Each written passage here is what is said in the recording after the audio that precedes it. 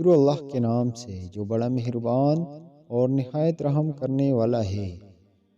انس بن مالک رضی اللہ عنہ سے روایت ہے کہ رسول اللہ صلی اللہ علیہ وآلہ وسلم طلوع فجر کے وقت حملہ کرتے تھے اور کان لگا کر اذان سنتے۔ اگر آپ صلی اللہ علیہ وآلہ وسلم اذان سنتے تو حملہ کرنے سے رک جاتے ورنہ حملہ کر دیتے۔ آپ صلی اللہ علیہ وآلہ وسلم نے ایک شخص کو اللہ اکبر کہتے سنا تو رسول اللہ صلی اللہ علیہ وآلہ وسلم نے فرمایا یہ مسلمان ہے۔